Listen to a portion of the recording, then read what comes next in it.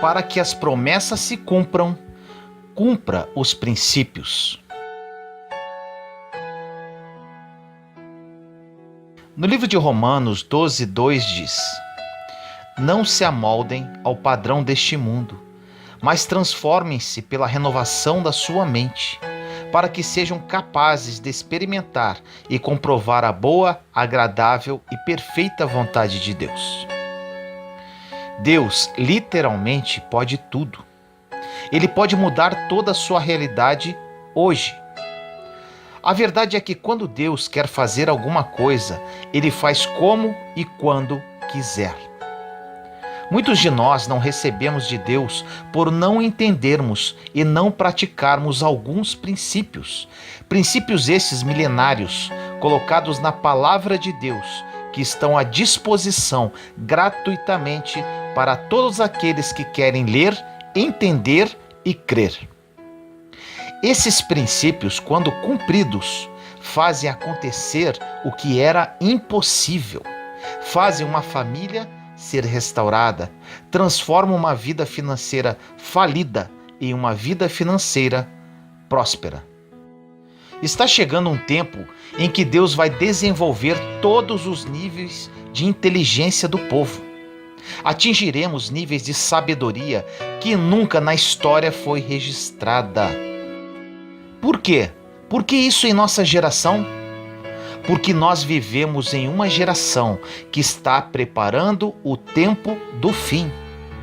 E se a igreja não tomar o governo, e jamais tomará se não tiver sabedoria para fazê-lo, muitos serão perdidos. A Bíblia diz que é do interesse de Deus que todos se salvem, que todos se arrependam.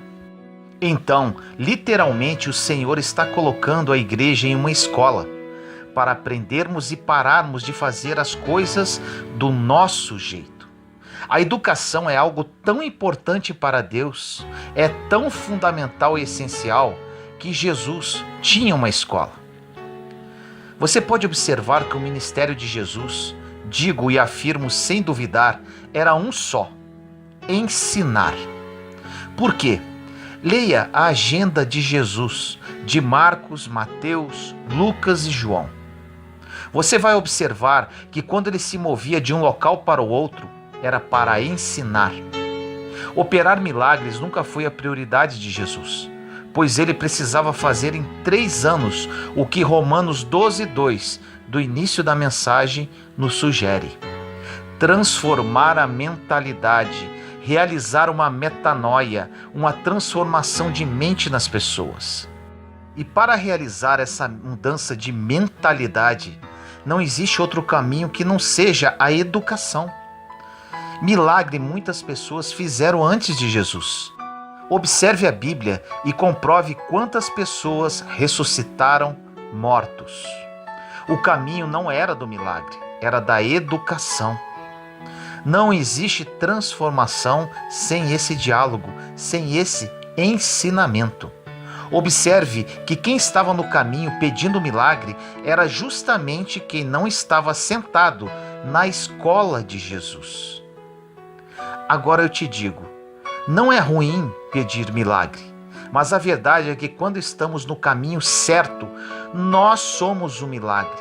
Nós que provocamos milagres, nós que levamos o milagre. Os milagres aconteciam pelas mãos dos apóstolos, porque eles primeiramente sentaram para aprender e depois que aprenderam, realizaram, fizeram milagres. Sem aprendizado, sem ensinamento, sem instrução, jamais alcançaremos as promessas, porque antes de qualquer promessa bíblica, tem uma instrução. Infelizmente, muitos de nós somos místicos. Fazemos do nosso jeito, bagunçamos a nossa vida todinha, mesmo sabendo que Deus deixou tudo escrito de como fazer. Depois de bagunçarmos tudo, pedimos a Deus para consertar, nos abençoar. Mas te afirmo, apenas quando você cumpre princípios, Deus cumpre promessas. Porque toda promessa bíblica está entrelaçada em um princípio. Hoje vamos falar sobre um dentre vários princípios bíblicos existentes na Palavra de Deus, que se encontra no livro de Provérbios, capítulo 13, versículo 3, que diz: o que guarda a sua boca conserva a sua alma. Você pode estar falando agora, Vinícius, outra mensagem sobre o poder das palavras, sobre a língua. Meu irmão e minha irmã, daria para escrever diversos livros sobre o assunto. E no meu caso, foi um divisor de águas quando aprendi esse princípio. Apenas continue a ouvir. Agora voltemos ao versículo. O que guarda a sua boca, conserva a sua alma. E o que é alma? Se você não ler questionando, se não ler estudando e entendendo, não aprenderá as preciosidades do Evangelho. Na alma estão seus sentimentos, suas emoções, seu intelecto, seu caráter, suas vontades. Tudo isso está concentrado na alma do ser humano. Ou seja, aquele que guarda a sua boca conserva e blinda os seus sentimentos, as suas emoções e o seu intelecto. Agora, continuando o versículo. Mas o que abre muito seus lábios se destrói. Ou seja, não é o inimigo que destrói essa pessoa, ela mesma se destrói. Profundo isso, não é? Um dado estatístico. Você sabia que 92% das coisas que tiram a sua paz, das coisas que te deixam sem dormir, que te oprimem e que podem te levar até a depressão, a tristeza profunda e a falta de alegria, são pelo que você falou, não pelo que falaram de você. O mundo espiritual, por exemplo, não se move pelo que você quer ou pelo que você acha. O mundo espiritual se move por palavras. A sua palavra tem muito poder, diz a Bíblia. O poder da vida e da morte está na boca, está na língua. Você mata e faz viver pessoas com palavras. Olha como isso é grave. O que mais matou nos últimos anos não foram as guerras, o Holocausto e nem os genocídios. O que mais matou foram as palavras. Filhos não falam com seus pais e os pais não falam com seus filhos por causa de palavras. Ovelhas saíram das igrejas e os pastores abandonaram suas ovelhas por causa de palavras. Casais se separaram e assim dividiram toda uma geração que estava por vir por causa de palavras. Nada mata mais do mundo do que as palavras. Para você mudar completamente a sua vida, você precisa alinhar o que fala com aquilo que Deus está desenhando para o seu futuro. Não é o que você quer, nem aquilo que você acha, é aquilo que você declara.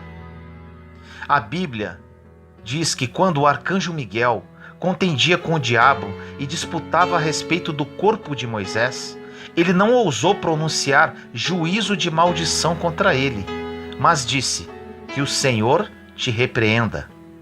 O mesmo Satanás que humilhamos, o arcanjo Miguel não ousou jogar uma palavra de maldição contra ele, contra Satanás, o príncipe das trevas, o destruidor das almas. Você pode questionar, mas por que ele não fez isso? A resposta se encontra em Tiago, capítulo 3, versículo 2, que diz assim: porque todos tropeçamos em muitas coisas. Se alguém não tropeça em palavras, o tal é perfeito. Olha essa palavra. Se você não tropeçar em palavras, para Deus você é perfeito. O resto é com Ele, o resto é com a graça dEle. Mas para isso você precisa fazer uma coisa: calar-se. Só quem sabe o peso de uma palavra valoriza mais o silêncio. Continua na Bíblia, em Tiago 3, o versículo 3 a 12, passagem que já citei em outras mensagens, mas é sempre bom relembrar. Diz assim: ora, nós pomos freio nas bocas dos cavalos para que nos obedeçam, e conseguimos dirigir todo o seu corpo. Vede também as naus, que sendo tão grandes e levadas de impetuosos ventos, se viram com um bem pequeno leme, para onde quer a vontade daquele que as governa. Assim também a língua é um pequeno membro, e gloria-se de grandes coisas. Vede quão grande bosque um pequeno fogo incendeia. A língua também é um fogo, como um mundo de iniquidade. A língua está posta entre os nossos membros e contamina todo o corpo, e inflama o curso da natureza, e é inflamada pelo inferno. Porque toda a natureza, tanto de bestas feras como de aves, tanto de répteis como de animais do mar, se amansa, e foi domada pela natureza humana. Mas nenhum homem pode domar a língua. É um mal que não se pode refrear, está cheia de peçonha mortal. Com ela bendizemos a Deus e Pai, e com ela amaldiçoamos os homens, feitos à semelhança de Deus. De uma mesma boca procede bênção e maldição. Meus irmãos, não convém que isto se faça assim. Porventura deita alguma fonte de um mesmo manancial água doce e água amargosa? Meus irmãos, pode também a figueira produzir azeitonas ou a videira figos? Assim tampouco pode uma fonte dar água salgada e doce. Muitas, mas muitas pessoas entre nós já oraram e nunca foram atendidas. Pediram a Deus e nunca receberam. Muitas pessoas que estão entre nós já fizeram campanha, já fizeram tudo o que um cristão poderia fazer para receber alguma coisa e nunca foram atendidos.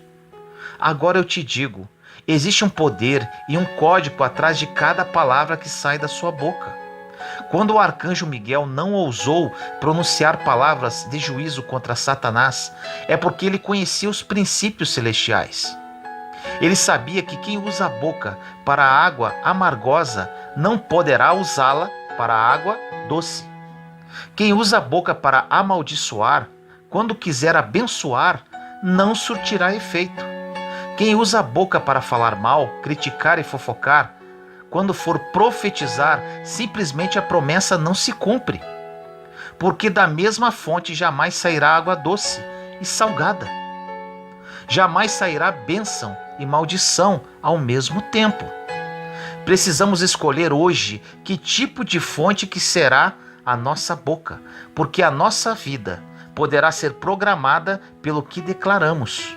Mas se a nossa palavra não tem mais poder no mundo espiritual, pelo que falamos anteriormente, vamos ficar tentando expulsar demônio e não vamos conseguir expulsá-lo. Vamos profetizar e não vai se cumprir. Vamos abençoar e ninguém será abençoado. Chegou o tempo em que nós necessitamos frear a nossa língua. A sabedoria habita em 4 lugares biblicamente: os conselhos, Tiago 1,5, a prudência, Provérbios 8,12, na eternidade, Jó 28,12, e no silêncio.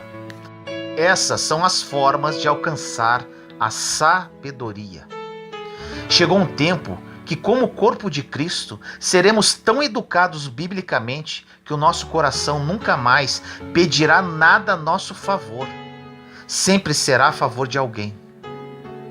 Não teremos mais o que pedir para nós mesmos, porque quando você cumpre os princípios, as promessas se manifestam naturalmente, de uma forma tão intensa, tão poderosa, que vai invadir a sua casa, a sua descendência, os seus filhos e ainda os seus netos vão comer da bênção que sai das tuas mãos. Os pais impõem crenças limitantes, pensamentos negativos, maldições aos seus filhos quando falam grosseiramente, falando que eles não servem para nada. Se eu chamar você de feio agora, você vai rir de mim. Mas se uma alta hierarquia emocional, como pai, mãe, professor, tio, avô, chamar você de feio quando você tem 5 anos, você vai crescer cheio de complexos. Isso porque uma criança é uma esponja emocional.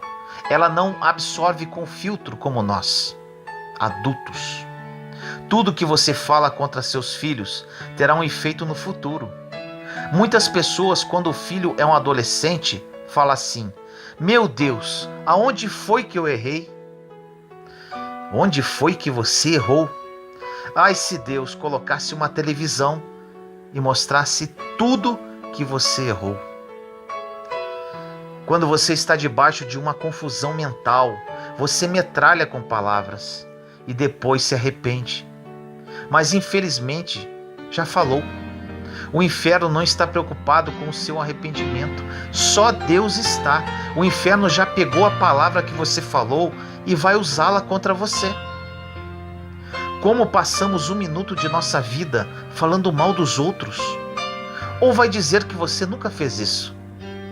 Deus deu uma boca para abençoar uma geração, uma boca para profetizar sobre a vida dos seus filhos, sobre o seu bairro, sobre sua cidade, sobre o Brasil. E para que estamos usando a nossa boca? Para as coisas que não estão na Bíblia, para as coisas que a Bíblia condena. Chegou o tempo de vivermos o Evangelho. O rei Saul foi um péssimo rei, mas Davi não abriu a boca para amaldiçoá-lo. E a promessa de Deus veio quando, aos 30 anos, ele recebeu a coroa e começou a reinar sem precisar abrir a boca contra Saul.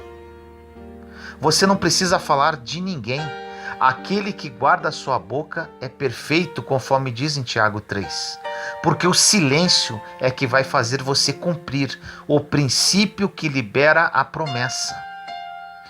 No livro de Lucas, capítulo 4, versículo 36 diz: E veio espanto sobre todos, e falavam uns com os outros, dizendo: Que palavra é esta, que até aos espíritos imundos manda com autoridade e poder, e eles saem?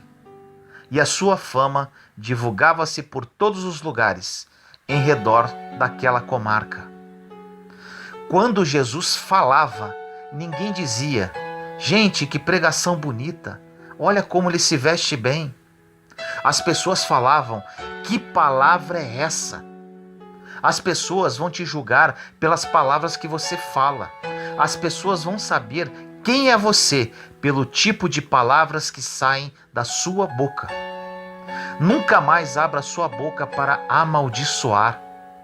Você não tem que cumprir essa missão, pois Satanás já está cuidando disso. Existem pessoas tentando roubar o emprego de Satanás. As pessoas se perguntam: por que minhas finanças não evoluem? Por que meu casamento não anda?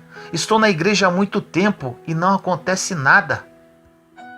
Te respondo: porque talvez as suas palavras tenham perdido poder. Em Israel só tem 2 mares, ou na verdade são lagos: o Mar da Galileia e o Mar Morto. O Mar Morto recebeu esse nome porque não tem vida nenhuma.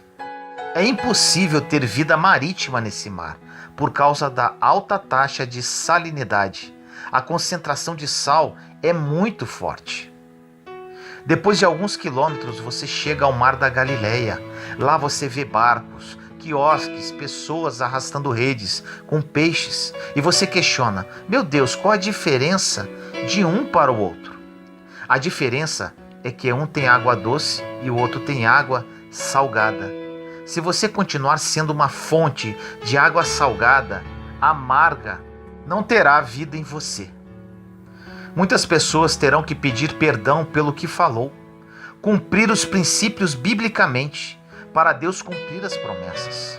A partir de agora, meça suas palavras, controle sua boca, porque quem faz isso é perfeito. Essa mensagem, juntamente com as outras que falei sobre a boca e o poder das palavras, servem para mudar a sua vida para sempre. Quando comecei a aplicar os princípios bíblicos, as promessas começaram a acontecer em minha vida. E isso é o que eu desejo para você. Mas a mudança depende inteiramente da sua decisão de querer mudar. Não perca mais o seu tempo falando de outras pessoas, criticando-as. Deixe que cada um pague o preço pelo que fala. As pessoas falam: não, eu tenho que mostrar para todo mundo o que fulano está fazendo. Cuidado com isso, porque na Bíblia diz que da mesma forma que medirdes, sereis medidos. Mostre o que ele está fazendo e Deus mostrará também o que você faz. Fique tranquilo, isso é um fato. Com Deus não tem erro. Ele te mergulhou no mar da graça e quer que o outro tenha essa oportunidade também. Não roube isso. Não roube a oportunidade de restauração, de graça, de perdão. Deus também já te tirou da lama. Tenha paciência com quem ainda é fraco. Como o apóstolo Paulo disse: vós que sois fortes, suportei aqueles que são fracos. Suporta a pessoa que está ao seu lado, aquela que é depressiva, a pessoa difícil, a pessoa implicante. As pessoas não podem mais passar pela sua vida e continuarem sendo as mesmas. Elas eram assim até te conhecerem, até conhecerem o Cristo que mora em você. Ore comigo assim: Senhor amado e misericordioso, nos colocamos em Sua santa presença no dia de hoje, eu, meus irmãos e irmãs em Cristo. Pai, mais uma vez oramos a Ti, falando sobre o poder das palavras e sobre a língua. Esse é um princípio imutável da Sua palavra. Trouxe mais uma mensagem sobre esse assunto, pois sofri muito com relação a isso. As palavras que saíram da minha boca me trouxeram muitos problemas e chateações. Depois que aprendi esse princípio e apliquei em minha vida, tudo mudou e comecei a receber promessas muito melhores do que imaginava. Que meus irmãos e irmãs entendam isso e apliquem esse princípio para receberem as suas promessas. Que a partir de hoje haja uma verdadeira mudança na vida de todos eles e que vivam o seu plano, que é mais do que bom, mais do que perfeito, mais do que agradável. Te amamos, Senhor. Assim nós oramos em nome do nosso Senhor Jesus Cristo. Amém. Descansar em Deus.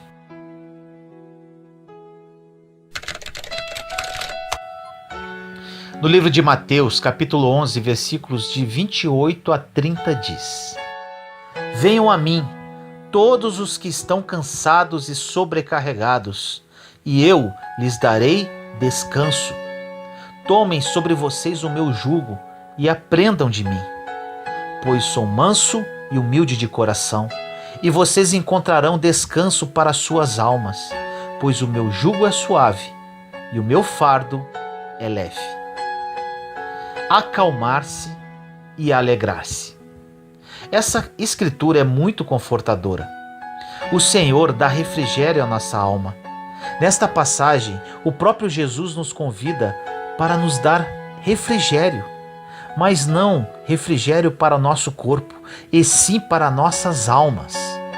Podemos descansar fisicamente, porém nossa mente e nossa alma poderá continuar se movendo. O corpo descansa, mas internamente continuamos acelerados. Jesus diz para você e para mim hoje: se você estiver perturbado, venha a mim. Se você está cheio de problemas a resolver, venha a mim. Se você não sabe o que fazer, venha a mim.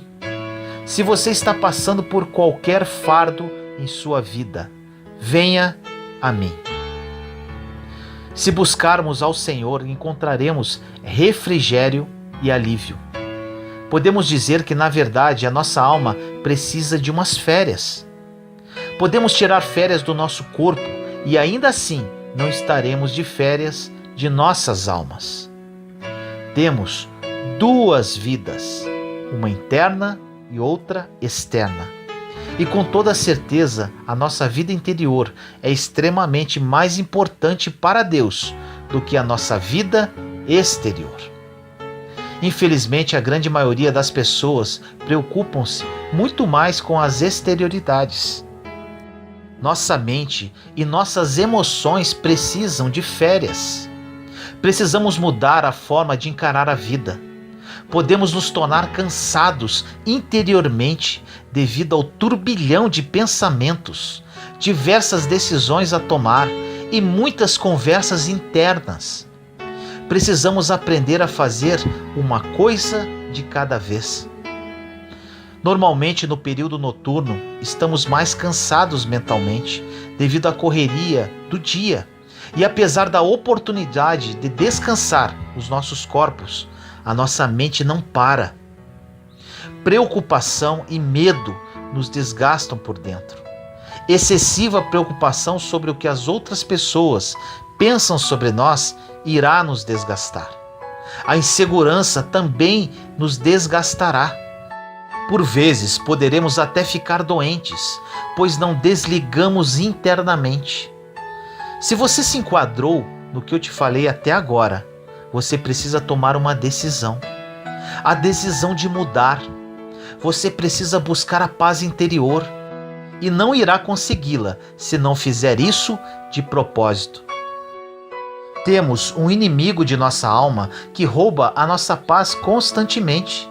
Essa é uma das finalidades dele, perturbar o tempo todo. Quando Jesus estava em Betânia, na casa de Marta e Maria, ele falou para Marta que ela estava muito perturbada, enquanto Maria sentou-se à sua frente e quis descansar na sua presença. Todos nós temos um pouco de Marta e Maria dentro de nós. As coisas pelas quais nos preocupamos não resolvem nossos problemas. As pessoas não vão mudar através do nosso esforço. O mundo não mudará com as nossas preocupações. Nós é que precisamos mudar a nossa postura e atitudes. Se não mudarmos através de uma decisão, permaneceremos imaturos na fé e cada vez mais cansados da alma. Agora, como se comporta uma pessoa espiritualmente madura? Uma pessoa madura na fé mantém uma postura calma, até mesmo nos momentos mais difíceis. São pessoas que não agem emocionalmente, nem por sentimentos. Agem, na verdade, pela fé. A palavra emoção quer dizer levantar-se e sair. Temos que parar de agir emocionalmente. Precisamos parar de seguir os instintos de uma forma descontrolada. Como seres humanos, possuímos diversas emoções, temos sentimentos. O que precisamos fazer é controlar esses impulsos emocionais, e isso somente conseguiremos com a ajuda do Espírito Santo. Nem tudo em nossa vida acontece como realmente gostaríamos, e nessas ocasiões ficaremos chateados. Isso é normal de acontecer com qualquer pessoa, até mesmo com aquelas de muita fé. O que não podemos é embarcar nesse sentimento de chateação. Infelizmente, a maioria das pessoas ficam facilmente chateadas. Às vezes começa com um pequeno desapontamento, que quanto mais falamos a respeito, mais ficamos incomodados, virando uma chateação com algo muito pequeno que não faria a menor diferença em nossa vida. No Salmo 94, versículos 12 e 13 diz: Como é feliz o homem a quem disciplinas, Senhor, aquele a quem ensinas a tua lei. Tranquilo enfrentará os dias maus, enquanto que para os ímpios uma cova se abrirá. Quando somos ensinados pelo Senhor, Ele nos disciplina para que tenhamos paz quando algo ruim acontece. Deus nos dá o poder para mantermos a calma em época de aflição. Quando somos devidamente disciplinados pelo Senhor, as circunstâncias imprevistas não incomodarão, pois saberemos lidar com qualquer situação, por pior que possa parecer. Não podemos permitir que as coisas do mundo incomodem a nossa vida. Se não mantivermos a calma, manteremos nossas mentes e almas perturbadas, e com isso não teremos ouvidos para ouvir a Deus. Se não mantermos a calma, não poderemos ouvir de Deus. Se não mantermos a calma, não poderemos operar com sabedoria. Quando estamos perturbados, tomamos decisões tolas que comprometerão ainda mais a nossa vida, ocasionando mais problemas. Quando estamos vivendo em um período de chateação, esse será o pior momento para tomar qualquer tipo de decisão. Grave isso. Nunca tome uma decisão quando estiver chateado, pois essa decisão será tomada no calor das emoções. E como sempre falo, vivemos pela fé e não pelas emoções e sentimentos. Se vivermos pelas emoções, será derrota atrás de derrota. Vivi assim por muito tempo. Jesus é nosso grande exemplo. Ele não se conformou com o mundo e andou no Espírito. Quando estava cansado, ele se afastava das multidões e retirava-se para um lugar para descansar, orar e ficar sozinho. Jesus tirava um tempo para ele. E por que não devemos fazer isso também? Por muitas vezes, mesmo precisando se retirar, deixamos as necessidades das pessoas nos controlar e nos manipular. Deixamos pessoas controlarem as nossas vidas. Precisamos parar de ficar preocupados com a opinião dos outros a nosso respeito. Não podemos nos matar para manter relacionamentos com certas pessoas que não estão se importando conosco na mesma proporção com a qual nos importamos com elas. Isso não quer dizer para nos afastarmos dessas pessoas, mas sim orar por elas e deixar de alguma forma Deus trabalhar na vida de cada uma. Deixamos a preocupação tomar conta da nossa vida e, na maioria das vezes, preocupações que não farão diferença nenhuma em nossa caminhada. Olhe para os seus problemas e preocupações e diga: eu vou sobreviver. No livro de Colossenses, capítulo 1, versículo 11 diz: sendo fortalecidos com todo o poder, de acordo com a força da sua glória, para que tenham toda a perseverança e paciência com alegria. Paulo diz a todos nós nesta passagem que ele orava para que suportássemos qualquer aflição ou tribulação e ainda ficarmos alegres, felizes. Ele não orou para que os problemas desaparecessem e muito menos para que os problemas não aparecessem. Jesus disse: neste mundo tereis aflições. Nosso Salvador afirmou que teríamos problemas em nossa vida, porém a forma de encará-los ficou por nossa conta. Podemos escolher a chateação ou descansar e esperar o agir de Deus. Em Colossenses 3,12 diz: portanto, como povo escolhido de Deus, santo e amado, revistam-se de profunda compaixão, bondade, humildade, mansidão e paciência. Nesta passagem observamos como o povo de Deus deve portar-se. Você considera-se um escolhido de Deus? Então mude a sua postura, mude o seu rumo. Tenha uma postura interior de um filho escolhido de Deus. Precisamos parar de viver uma vida miserável, cheio de pena de nós mesmos, culpando a tudo e a todos pelos nossos problemas. Precisamos parar de se envolver com os problemas de outras pessoas. Ficamos tão focados em tentar resolver problemas alheios, e isso pode prejudicar o nosso relacionamento com Deus. Precisamos parar de tentar consertar o que não nos compete consertar. Envolver-nos em problemas alheios irá trazer chateações em nossa vida. Deus nos dá diariamente, gratuitamente, uma dose de graça. Ele não nos dará a graça que pertence a outra pessoa. Viver o hoje com respeito ao amanhã roubará o nosso hoje. Desacelere, tenha bom ânimo, faça uma coisa de cada vez, descanse e desfrute da vida que Jesus morreu por você. No livro de João, capítulo 14, versículo 27 diz: deixo-lhes a paz, a minha paz lhes dou, não a dou como o mundo a dá. Não se perturbem os seus corações, nem tenham medo. Quando ler a Bíblia, preste atenção nos verbos. Nesta passagem fica claro que a paz de Jesus já é nossa. Ele já nos deu, porém cabe a nós buscá-la. Essa paz não cai do céu como pozinho mágico. Precisamos buscá-la, persegui-la. Para viver essa paz em nossa vida, precisamos mudar os nossos objetivos. Chega de aborrecimento, de raiva, de preocupação, de chateação. Lembre-se desta frase para sempre. Não são as circunstâncias que nos chateiam, mas nós que nos chateamos pelas circunstâncias. Repito, não são as circunstâncias que nos chateiam, mas nós que nos chateamos pelas circunstâncias. Descanse em Deus e siga em frente. Senhor amado, entro em sua santa presença neste momento, Pai.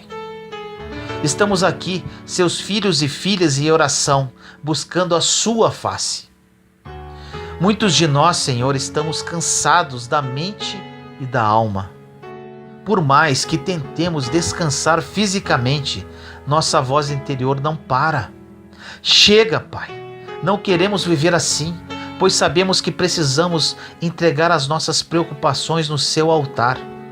Descansar e viver a vida que Jesus morreu por cada um de nós. Perdoe-nos, Pai, pela nossa ingratidão.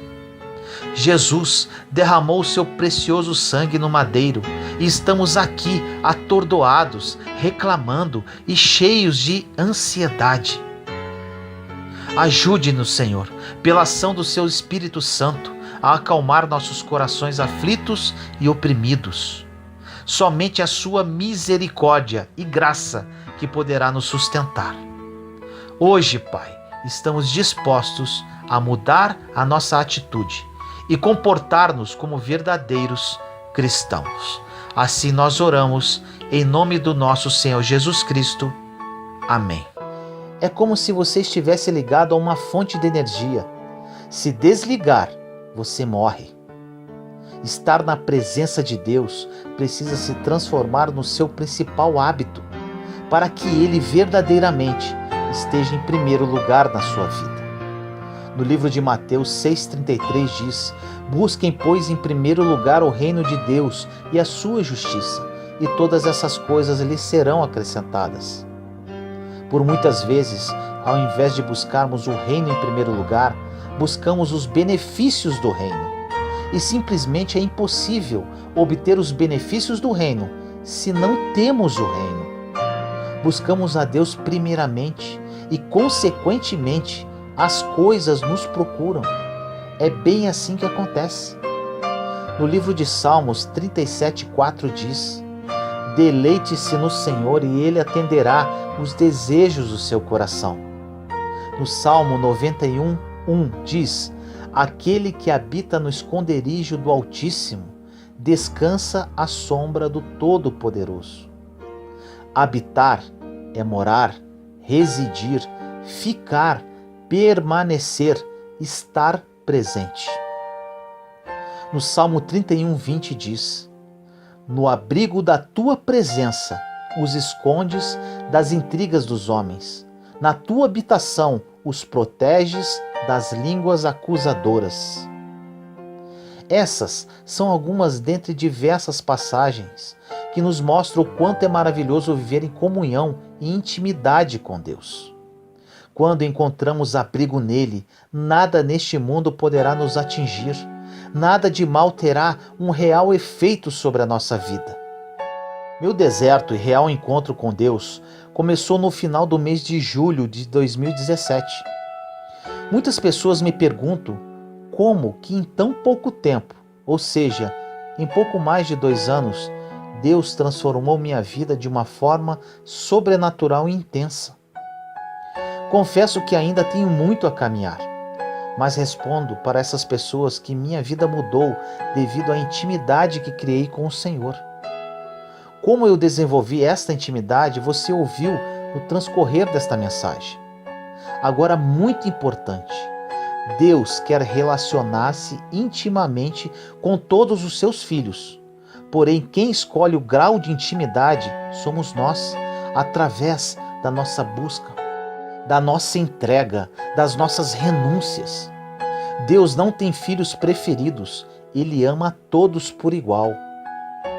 Podemos exemplificar os 12 apóstolos. Dos 12, 3 eram mais íntimos de Jesus: Pedro, João e Tiago. E dos 3, João era o mais íntimo de Jesus. Por quê? Porque João se aproximou mais de Jesus, relacionou-se mais com ele.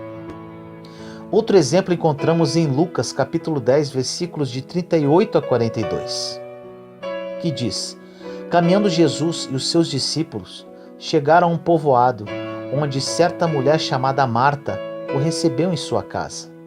Maria, sua irmã, ficou sentada aos pés do Senhor, ouvindo-lhe a palavra. Marta, porém, estava ocupada com muito serviço. E, aproximando-se dele, perguntou: Senhor, não te importas que minha irmã tenha me deixado sozinha com o serviço? Dize-lhe que me ajude. Respondeu o Senhor: Marta, Marta, você está preocupada e inquieta com muitas coisas. Todavia, apenas uma é necessária. Maria escolheu a boa parte, e esta não lhe será tirada. Marta estava preocupada com muitas coisas e Maria escolheu a única coisa que importava. Há tempo para o trabalho e há tempo para adorar. Porém, precisamos estipular prioridades e equilíbrio e nunca se esquecer que o tempo para Deus é primordial para a nossa sobrevivência. Quanto mais perto você chegar de Deus, mais intimidade criará e mais gratificante será a sua vida. Senhor amado e misericordioso, nos colocamos em Sua santa presença neste momento. Peço a Ti, Pai, que através desta mensagem, meus irmãos e irmãs em Cristo criem a consciência que para uma real mudança de vida precisam criar intimidade contigo.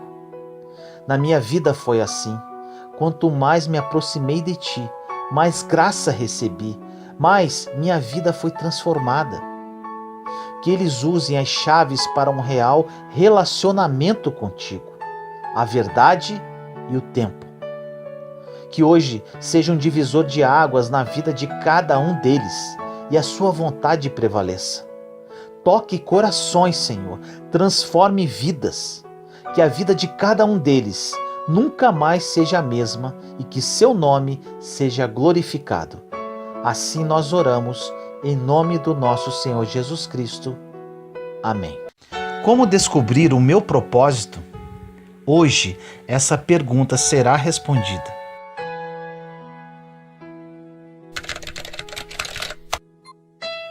No livro de João, capítulo 15, versículos de 1 a 2 diz: Eu sou a videira verdadeira e meu Pai é o agricultor.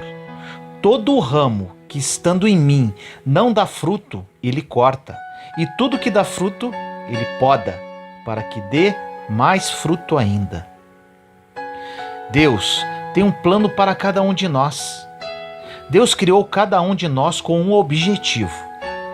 Você tem uma missão que desde a época que você nasceu, você carrega contigo, mesmo que você ainda não saiba.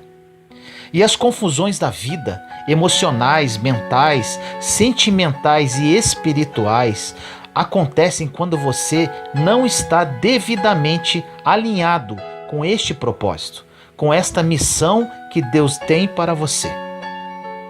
Existem propósitos específicos e existem propósitos universais. Por exemplo, amar uns aos outros não é um propósito específico, mas sim universal, coletivo, pois todos nós temos a missão de amar uns aos outros.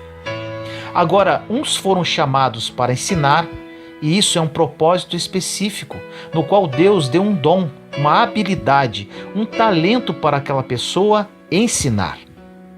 Outros recebem outros dons, como cantar, falar em público, desenvolver alguma profissão específica.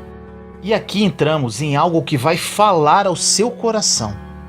Uma grande porcentagem das pessoas e grande parte dos cristãos até hoje não descobriram o seu propósito. Vivem uma vida indo de lá para cá, tentando descobrir o propósito da sua vida. Mas eu tenho uma boa notícia. Existe um princípio imutável da palavra de Deus que vai te ajudar a passar para um próximo nível em sua vida, que vai ajudar a você a se tornar uma pessoa com resultados.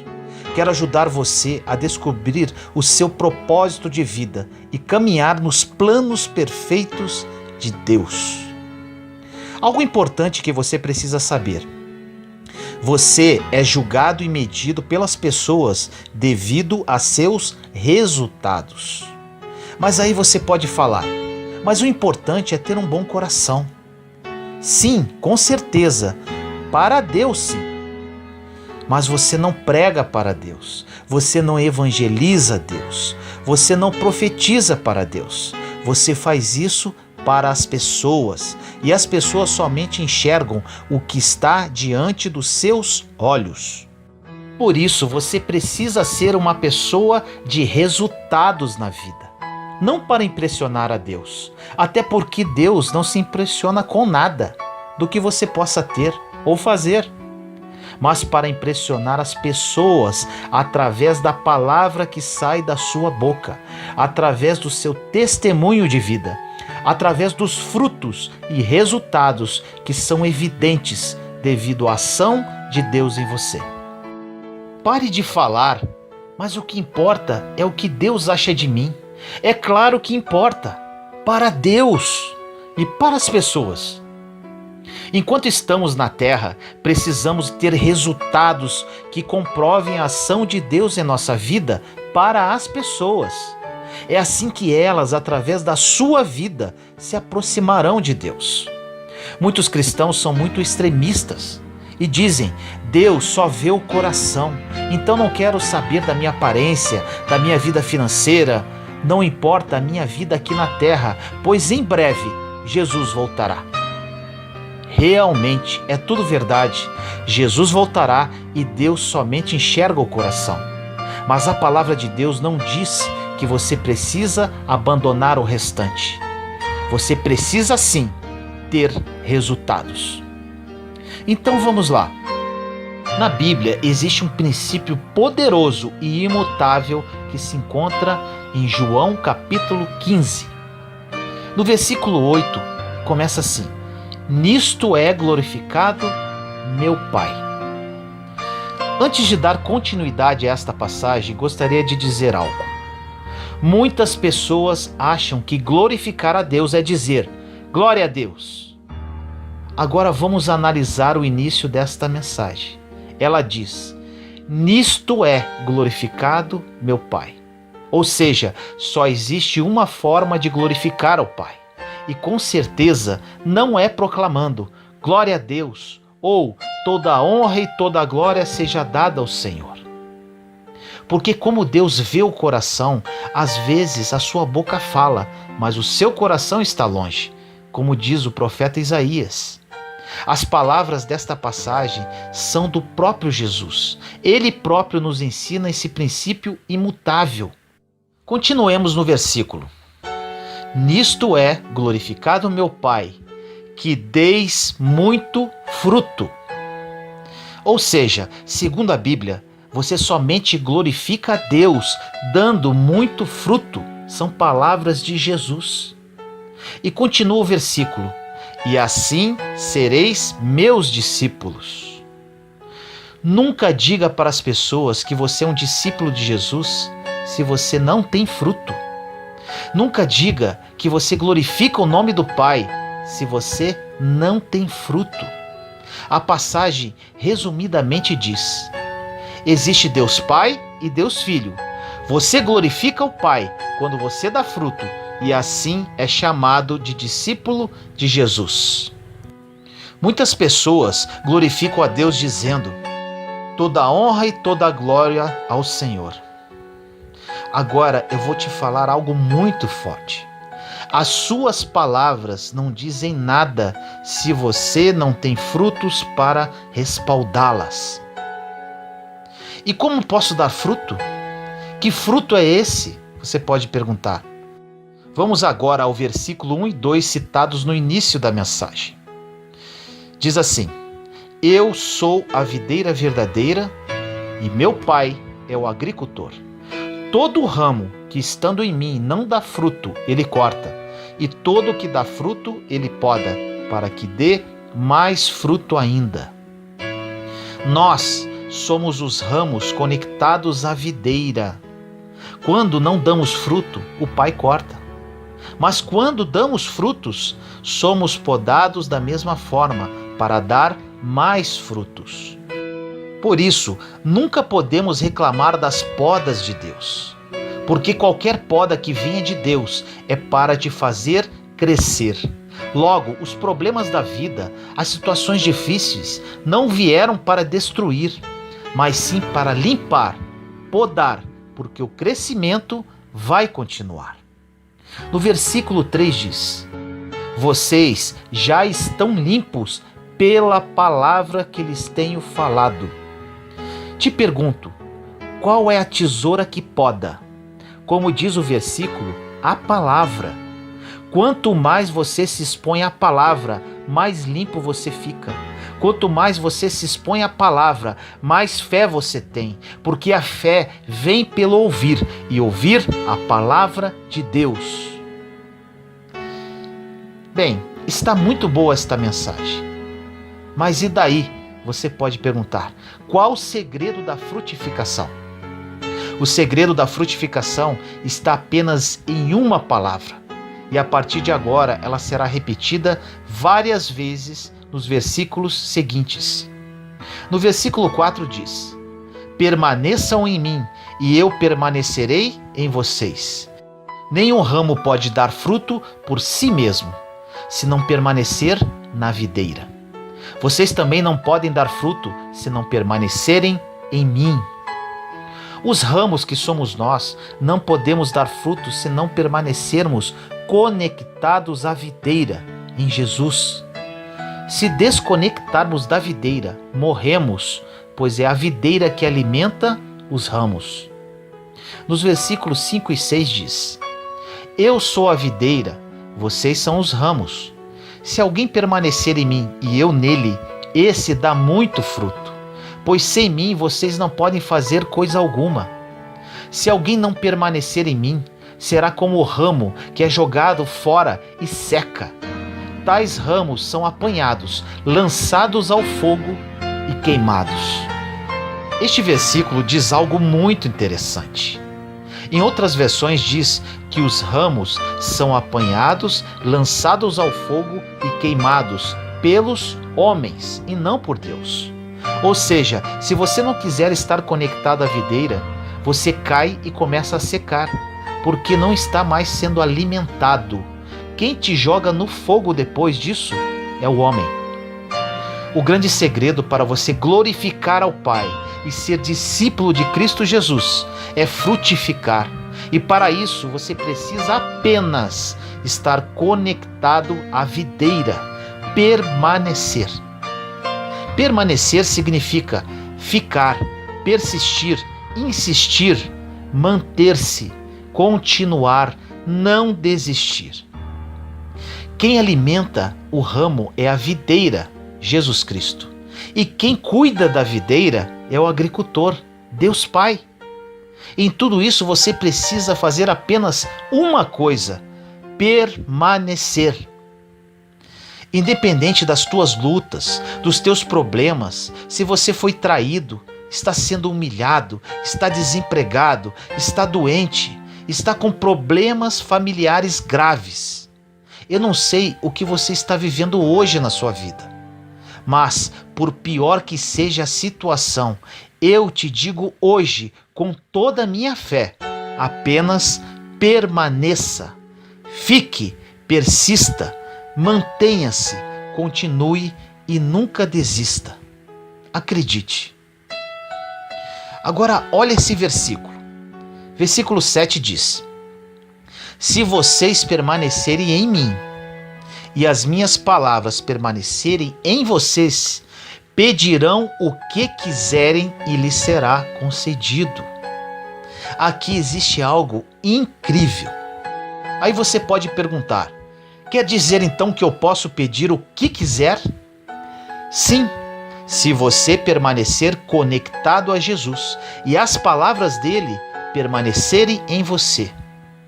Mas eu te garanto uma coisa: esse tudo que você pode pedir, se você estiver devidamente conectado à videira e permanecer na palavra, nunca serão coisas fúteis e para o seu deleite. Serão coisas apenas para glorificar o nome dele, para ajudar outras pessoas. Isso é maravilhoso. Quando a palavra está em você, você quer abençoar todo mundo, você quer salvar o mundo, você quer fazer o reino crescer, você quer abençoar a sua igreja. Você não quer nada para você. O nosso único trabalho para dar fruto é permanecer, porque nós já fomos enxertados na videira. Não fomos nós que escolhemos Jesus, mas foi Ele que nos escolheu. Não tivemos nem o trabalho de escolher, porque Deus já sabia o que era melhor para nós. Precisamos apenas permanecer. Porque permanecendo, resistindo, continuando, não olhando para trás, não desanimando, você vai começar a frutificar. Frutificar não é um esforço que você faz, mas sim é natural de um ramo que está conectado à videira. Qualquer ramo que esteja conectado não precisa de uma habilidade especial, porque ele dará fruto. Agora, por que na Bíblia diz para não nos preocuparmos com o dia de amanhã? Porque ramo não se preocupa com o sol que está sobre a videira, é o agricultor que cuida. Quando você começa a se preocupar com as coisas da vida, você está tirando a função do agricultor. Quando está muito sol, o agricultor vai cuidar. Quando está muita chuva, ele vai proteger. Quando está seco, ele rega. Já tem alguém que já cuida de tudo para você. Você precisa apenas permanecer. Continua, espera, fica. Mas Vinícius, não aguento mais, estou pensando em desistir de tudo. A única coisa que o inimigo de nossa alma pode fazer contra os ramos é fazê-los acreditar que eles podem desistir. Agora eu te digo, você não pode desistir, pois você precisa dar fruto. Porque apenas glorificamos a Deus quando não desistimos. É quando você está desesperado, mas permaneceu. É quando você faliu, mas permaneceu. É quando você foi traído, mas permaneceu. É quando você recebeu um mau diagnóstico de saúde, mas permaneceu. Agora, olha que lindo isso. Qual é o fruto da videira? É a uva. O que a uva produz? Vinho. Qual o significado do vinho na Bíblia? Todos sabem. Alegria. Agora eu te pergunto, dentro de tudo o que você ouviu até agora, como você sabe se está glorificando a Deus e se você é um discípulo de Jesus Cristo? Pelos frutos. E qual fruto? A alegria. Se você passou pela vida de alguém e deixou essa pessoa triste, você não pode ser um discípulo de Cristo Jesus. Se você passou pela vida do seu vizinho e ficou brigando por causa de uma vaga de estacionamento, por exemplo, você não está glorificando ao Pai. O fruto de servir a Deus é a alegria. O fruto da videira é a alegria. Se por onde você passar não deixar as pessoas mais felizes, mais leves, mais alegres, você não está dando fruto. Não está glorificando ao Pai. E não é um discípulo de Jesus Cristo. E o que o inimigo faz? Ele tenta deixar a sua vida triste para que você não consiga expressar o fruto que é a alegria. Mas, ainda que você esteja passando por algo triste no dia de hoje, os frutos não podem ficar escondidos. Mesmo triste, você continuará falando palavras de ânimo para as pessoas. Por onde você passar, independente de como possa se encontrar a sua vida, você levará alegria, porque você é um discípulo de Jesus.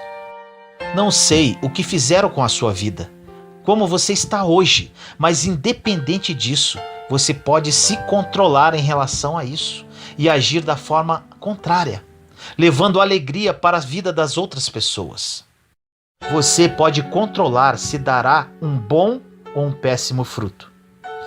Deus te conduziu até esta mensagem para você descobrir qual o seu propósito específico e o propósito universal. Um dos propósitos universais já citamos: amar uns aos outros. O outro, dar frutos através da alegria. Todas as pessoas, sem exceção, que querem glorificar a Deus com a sua vida, precisam dar frutos. Creio que você esteja incluso nisso. Você deseja glorificar a Deus, ser reconhecido como discípulo de Jesus Cristo. E para isso, repito, você precisa dar frutos. E para dar frutos, você precisa apenas permanecer, porque o restante Deus já está fazendo por você. Ou você acha que pode superar essa situação terrível sozinho? Ou você acha que possui sabedoria suficiente para vencer essa crise financeira? Você acha que não tem o agricultor te podando, regando, adubando, cobrindo você nos dias de sol, protegendo das chuvas? Você acha que conseguirá sozinho? Porque na Bíblia diz: sem mim nada podereis fazer. Você hoje precisa tomar uma decisão. Ou você será lembrado como uma pessoa murmuradora, que reclama de tudo, que perturba a vida dos outros, que onde chega as pessoas saem, pois o ambiente fica pesado e tenso. Ou será lembrado como uma pessoa que, ao chegar, as pessoas olham e falam entre si: a alegria chegou. Enfim, chegou alguém que glorifica o Pai, que é discípulo de Jesus Cristo. Mas Vinícius, e o meu propósito específico? Se você ainda não sabe qual é o seu propósito de vida, apenas permaneça conectado à videira. Se você está devidamente conectado a Jesus, já estará dando os frutos universais, ou seja, amando o próximo, levando alegria por onde passa, entre outros. Te afirmo, é apenas uma questão de tempo para o Senhor revelar ao seu coração qual o seu propósito de vida. Vai por mim e creia na palavra, apenas permaneça. Se você está alegre apenas quando tudo está correndo bem em sua vida, qual a diferença que você tem para os publicanos ou pecadores? A Bíblia diz que se você ama apenas quem ama você, que recompensa você terá? Se você cumprimenta apenas quem cumprimenta você, que recompensa tereis? Deus chama hoje uma geração frutífera, que produz, que dá fruto, uma geração que tem resultado em todas as áreas da vida, porque quem permanecer conectado na videira, é impossível não frutificar. As pessoas vão olhar para você por causa dos seus resultados, dos frutos. As pessoas vão convidar você para alguma coisa por causa dos frutos. As pessoas serão seus amigos ou seus inimigos por causa dos frutos. Porque o mesmo fruto que atrai amigos provoca inimigos. Quando você começa a abençoar muitos, causará inveja em muitas pessoas. Deus chamou você para dar frutos, porque é assim que glorificamos ao Pai. Deus não quer que você seja próspero em todas as áreas da sua vida por causa de você. Deus quer que você seja bem-sucedido em todas as áreas para glorificar o nome dEle, para que você seja discípulo de Jesus Cristo. O homem vê o que está diante dos seus olhos, os resultados. Nunca despreze o valor dos resultados, o valor dos frutos. Deus te chamou para ser um homem e uma mulher frutíferos.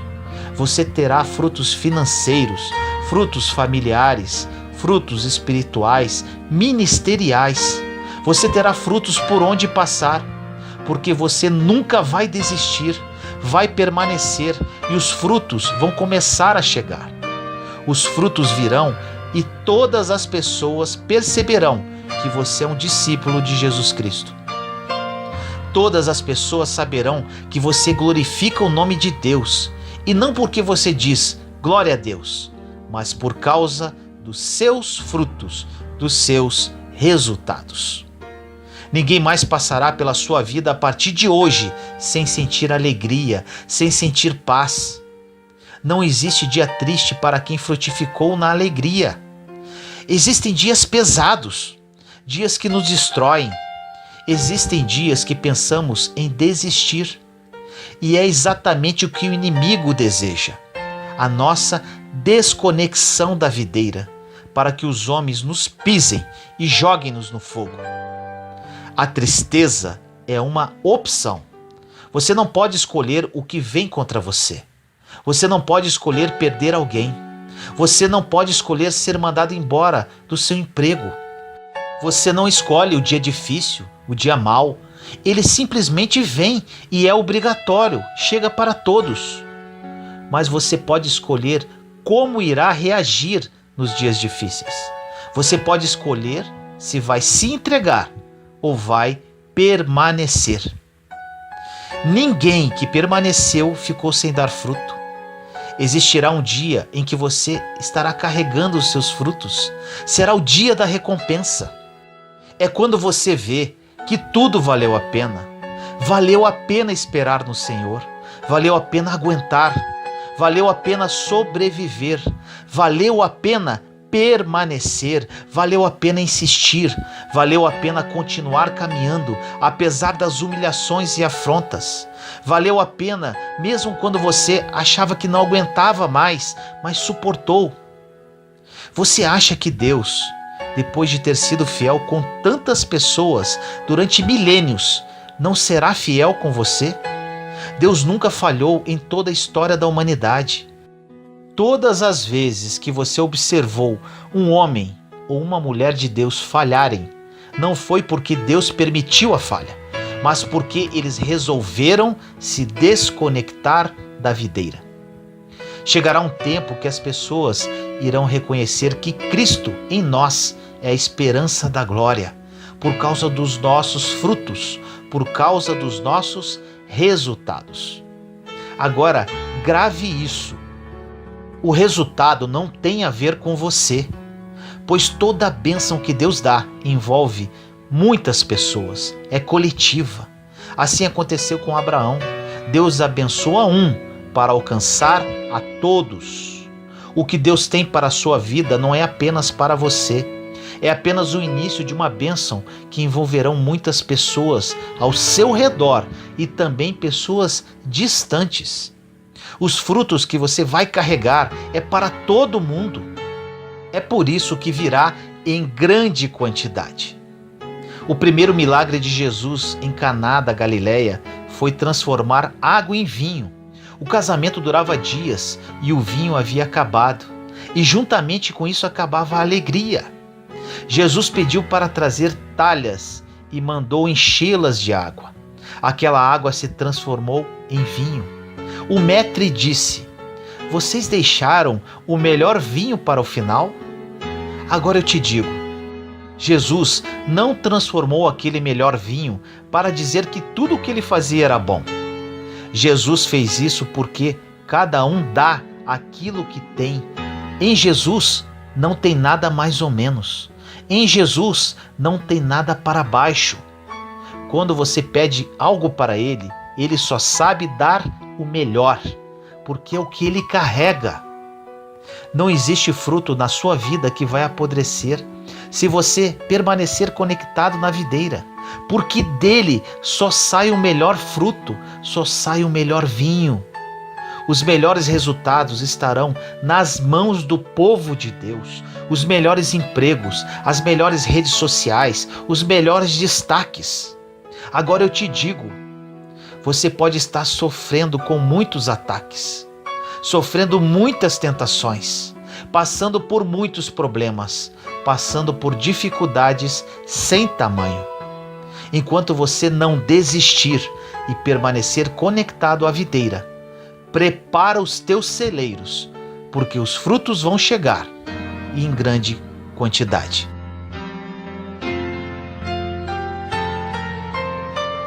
Senhor amado e misericordioso, venho a Ti neste momento orar por todas as pessoas que estão ouvindo esta mensagem. Pai, muitos deles perguntam a Ti constantemente qual o propósito que o Senhor tem para a vida de cada um. Durante muito tempo fiz essa pergunta para Ti. Entendi que para saber o meu propósito precisava apenas permanecer conectado a Jesus, a videira verdadeira. Que hoje, Senhor, todas essas pessoas entendam isso. Que essa palavra entre como uma espada de 2 gumes no mais profundo do coração delas. E que a partir de hoje elas apenas permaneçam e desenvolvam o fruto da alegria. Que no tempo oportuno que a Ti pertence, elas saibam qual o verdadeiro propósito específico para as suas vidas. Assim eu oro, em nome do nosso Senhor Jesus Cristo. Amém. O poder das palavras. Tudo o que você precisa saber sobre as palavras que saem da sua boca.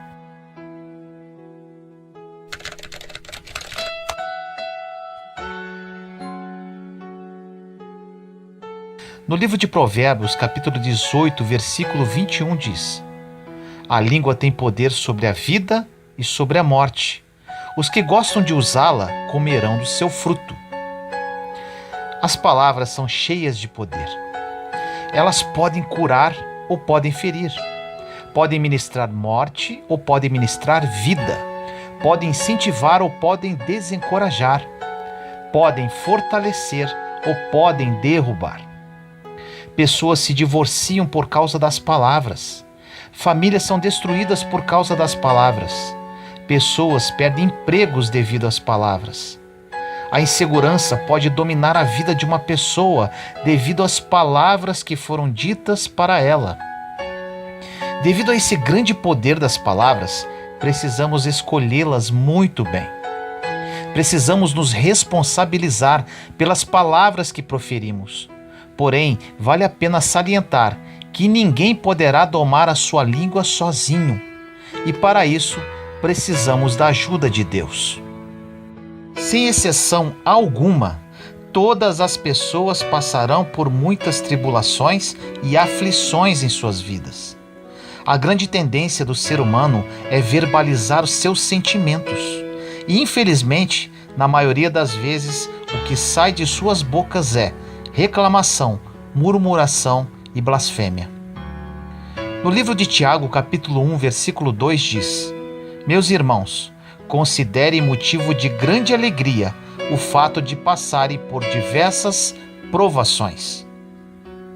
Alegria por passar por provações? Isso parece um pouco contraditório, mas é exatamente isso que acontece quando caminhamos em fé. As provações nos preparam para um próximo nível de nossa caminhada. Quando você está passando por provas, nada mais é que um processo de amadurecimento para receber algo que Deus está preparando para a sua vida. Existe um tesouro na provação. Quando enfrentamos lutas, provações e problemas, uma das primeiras coisas que precisamos fazer é profetizar: Deus, ajude-me a encontrar um tesouro nesta provação. Sempre existirá algo bom nos períodos de provações, e se encontrarmos com a ajuda de Deus, será uma glória. Nesses momentos de prova, precisamos aprender a dar graças pelo que Deus já tem feito em nossa vida, em vez de ficar falando de nossos problemas. Usamos como exemplo Davi, quando ele foi enfrentar Golias.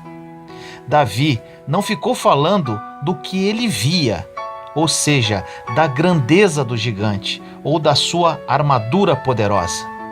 Ele falava sobre todas as grandes coisas que Deus já havia operado através da vida dele. Ele disse: Eu já matei um leão, um urso, então quem é esse Golias? Lembrar das coisas que Deus já fez em nosso passado é uma grande forma de nos fortalecermos para encararmos nossos gigantes do presente. Você pode hoje estar enfrentando situações terríveis, e o inimigo está tentando te convencer que não poderá suportar esse problema. Agora, se você refletir profundamente, concluirá que tiveram situações no seu passado que você venceu e continuou caminhando.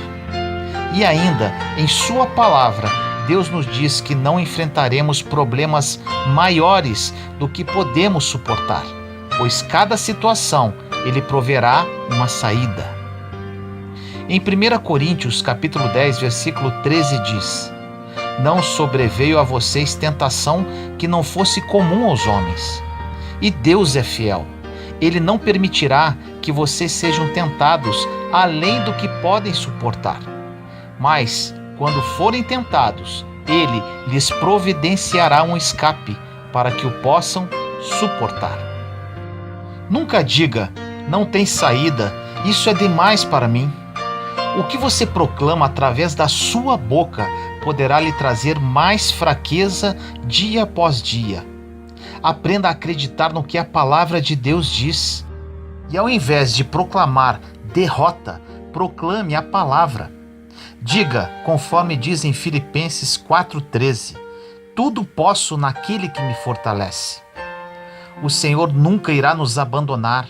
Podemos passar por qualquer deserto com Jesus. Precisamos aprender a usar as palavras como aliadas e não como inimigas. Na grande maioria das vezes, falamos mais do que o inimigo está fazendo do que Deus está operando em nossa vida. Não precisamos falar de medo, mas precisamos falar de fé. As palavras são poderosas. Suas palavras podem liberar anjos para ajudá-lo, ou suas palavras poderão liberar o medo, trazendo ainda mais problemas para a sua vida. Precisamos liberar a nossa fé, e isso é feito pelas palavras que saem da nossa boca e da oração. Não podemos falar de fé e logo em seguida falar de medo. Uma palavra anula a outra. Podemos até falar do problema que estamos vivendo, porém não devemos falar dele sem que haja um propósito. Se você precisa falar com alguém sobre algum problema que está vivendo, fale, mas te aconselho. Não é nada sadio para a sua vida ficar falando de seus problemas por 24 horas. O que você precisa se atentar é com relação à forma que está falando de seus problemas. Quando falar do seu problema com outra pessoa, logo após terminar de falar dele, profetize que não se curvará a ele e que Deus está no controle de tudo. Peça a Deus sabedoria com relação ao que deve dizer e ao que não deve dizer. Peça a Deus sabedoria sempre, todos os dias. No livro de Tiago, capítulo 1, versículos de 5 a 8 diz: Se alguém de vocês tem falta de sabedoria, peça a Deus, que a todos dá livremente, de boa vontade, e lhe será concedida. Peça-a, porém, com fé, sem duvidar, pois aquele que duvida é semelhante à onda do mar, levada e agitada pelo vento. Não pense tal homem que receberá alguma coisa do Senhor. É alguém que tem mente dividida e é instável em tudo o que faz. Sempre que passarmos por provações, precisamos olhar para o tesouro que se esconde por trás dela e sermos alegres, como diz a palavra. Agora, mesmo se fizermos algo errado e pedirmos perdão para Deus com um arrependimento autêntico, Ele nos perdoará e nos tirará dessa confusão. Porém, não significa que Deus não vai nos ensinar algo, mantendo-nos no problema por algum tempo para que aprendamos. O que não podemos fazer enquanto aguardamos o agir do Pai, como diz na passagem, é ter duplo ânimo. Fé e incredulidade não andam juntos. Oramos e profetizamos sobre a nossa vida na presença de nossos amigos cristãos. E logo em seguida, murmuramos e reclamamos com nossos amigos incrédulos. Isso é muito comum. Um grande exemplo da Bíblia que nos ensina como devemos agir no tempo de provação foi Jesus. Ele, no tempo de provação, falou muito pouco. No livro de Isaías, capítulo 53, versículos 6 e 7 diz: Todos nós, tal qual ovelhas, nos desviamos, cada um de nós se voltou para o seu próprio caminho, e o Senhor fez cair sobre ele a iniquidade de todos nós. Ele foi oprimido e afligido, contudo não abriu a boca. Como um cordeiro foi levado para o matadouro, e como uma ovelha que diante de seus tosquiadores fica calada, ele não abriu a boca. No livro de João, capítulo 14, versículo 30 diz: Já não falarei muito convosco, porque vem o príncipe deste mundo, mas ele não tem nada em mim. Jesus estava passando por muita pressão, muita responsabilidade e com as emoções à flor da pele, chegando até a suar sangue. Ele calou-se para não expor os seus sentimentos. Jesus estava numa batalha mental e emocional, mas ele decidiu manter a sua boca fechada. O príncipe deste mundo era Satanás. Jesus decidiu não abrir a boca para não dar munição, entre aspas, ao inimigo.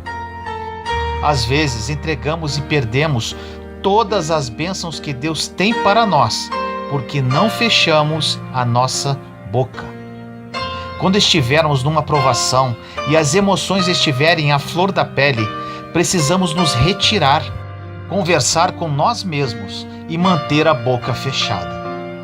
Precisamos olhar e pedir a Deus a graça de falar coisas positivas, mesmo em meio às tribulações.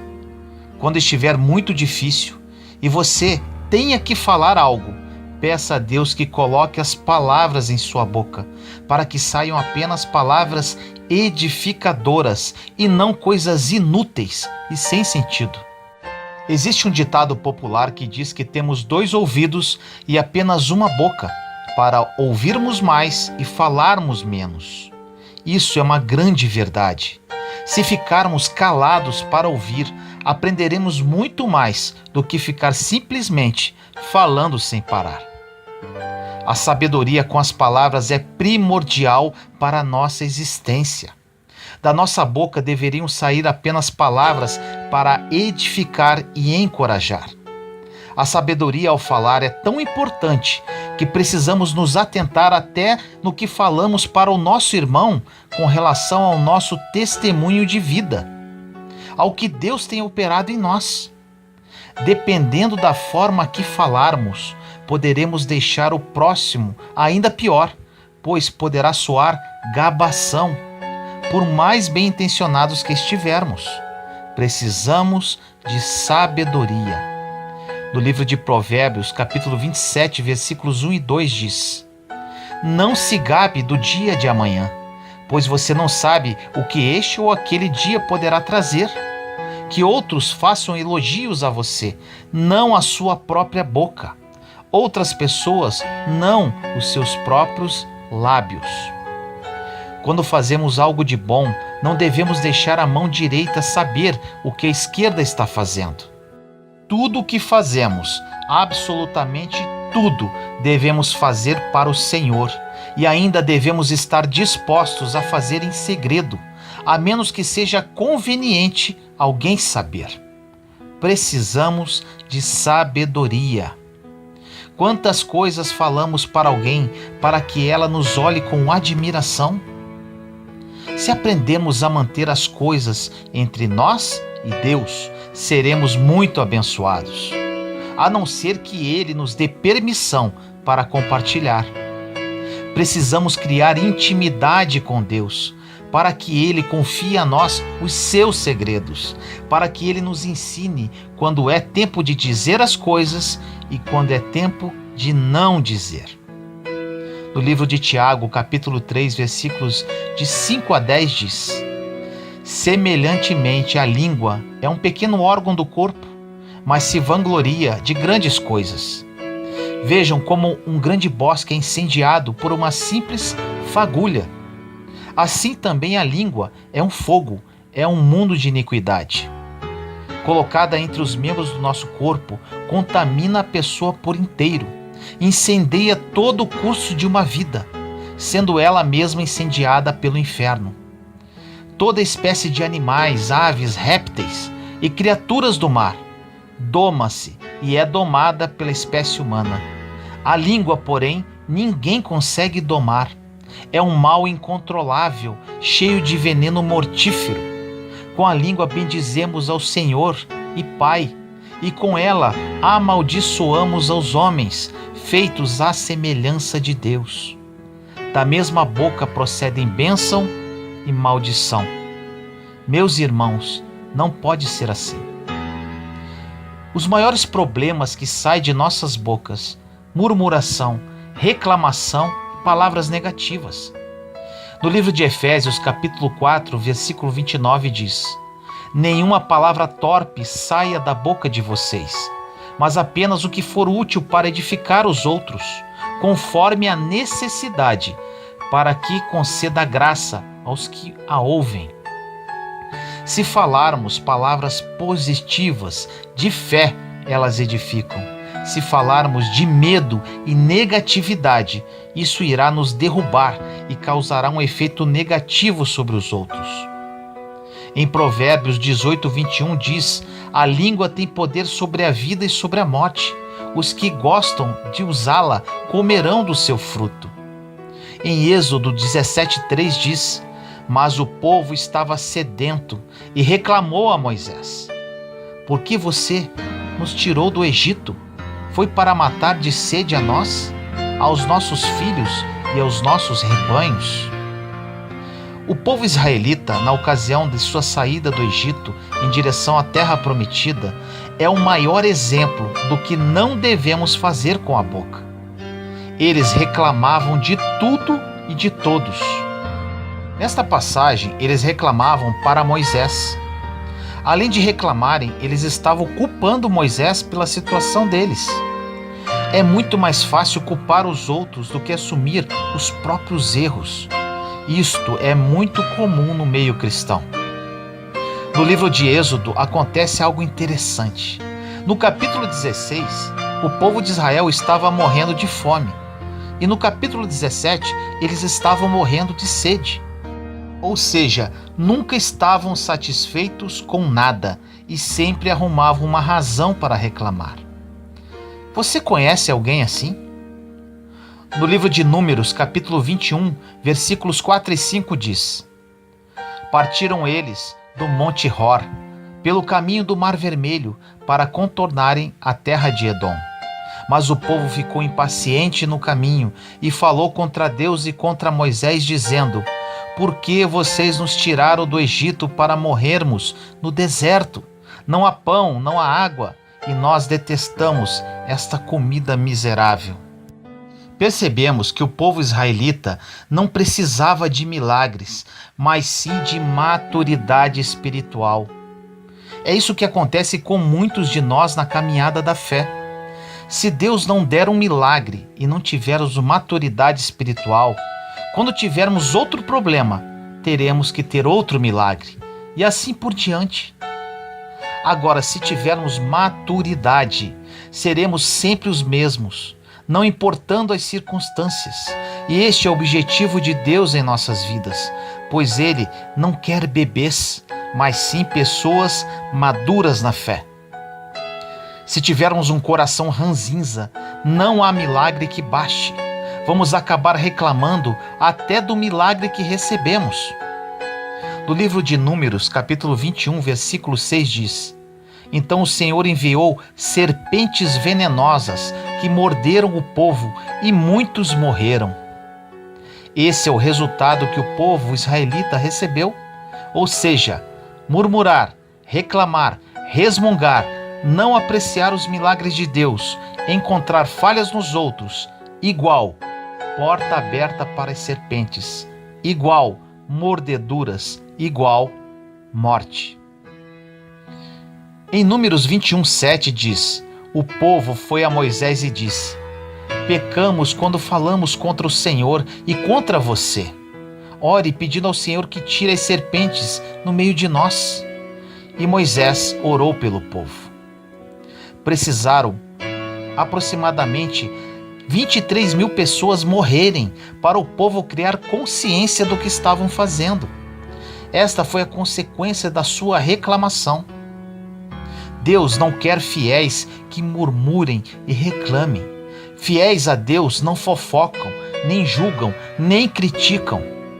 As palavras que saem de nossa boca têm o poder para impactar as nossas vidas, bem como das pessoas ao nosso redor. Em Provérbios 12:18 diz: o falador fere com golpes de espada, a língua dos sábios, porém, cura. Em Mateus 12:33 diz: considerem, uma árvore boa dá bom fruto, uma árvore ruim dá fruto ruim, pois uma árvore é conhecida por seu fruto. Nesta passagem de Mateus, podemos observar uma conexão coração versus boca. O que estiver em nosso coração em abundância vai sair pela nossa boca. Se tivermos meditando muito com relação a alguma coisa, vai sair pela nossa boca. No livro de Mateus, capítulo 12, versículos 34 a 37 diz: raça de víboras, como podem vocês, que são maus, dizer coisas boas? Pois a boca fala do que está cheio o coração. O homem bom do seu bom tesouro tira coisas boas, e o homem mau do seu mau tesouro tira coisas más. Mas eu lhes digo que, no dia do juízo, os homens haverão de dar conta de toda a palavra inútil que tiverem falado. Pois por suas palavras você será absolvido, e por suas palavras será condenado. É isso que acontece quando abrimos a nossa boca. Algo vai sair de lá, bom ou ruim, e dependendo do que seja, ficará difícil e complicado de consertar. Precisamos de sabedoria. Existem muitas conversações ociosas que servem apenas para preencher espaço. Dizemos muitas coisas estúpidas que não fazem bem a ninguém. E normalmente isso acontece quando estamos passando pelas provas, que servem, na verdade, para nosso amadurecimento. Agora, questões importantes para você nunca mais esquecer. Se puder, anote e cole num lugar bem visível na sua casa, como lembrete. Primeiro, pare de murmurar e reclamar. Segundo, sua boca existe por uma razão: glorificar a Deus e edificar os homens. 3. Pare de julgar, criticar e fofocar. Importante, cada pessoa faz o que bem entender e o que quiser da sua própria vida, e não devemos nos envolver com isso. Deus fala, não é da sua conta o que as pessoas estão fazendo.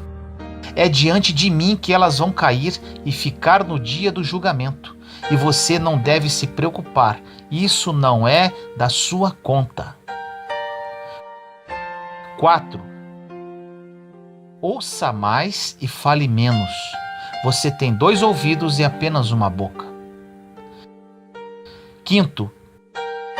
Peça sabedoria a Deus com relação às palavras que saem da sua boca. 6. Somente dê a sua opinião se alguém permitir, mas mesmo assim, que seja algo edificante e libertador. As pessoas querem liberdade para tomar as suas próprias decisões. As pessoas precisam de liberdade. 7. Evite conflitos, discussões, desuniões, desarmonias e discórdias. Normalmente tudo isso ocorre através de palavras mal colocadas. Espero que essa mensagem tenha falado ao seu coração. Vamos nos unir como um corpo de Cristo forte, edificando uns aos outros, amando uns aos outros e renovando a nossa mente à luz da palavra de Deus, para nos tornarmos cristãos de referência, caminhando sempre em amor e fé.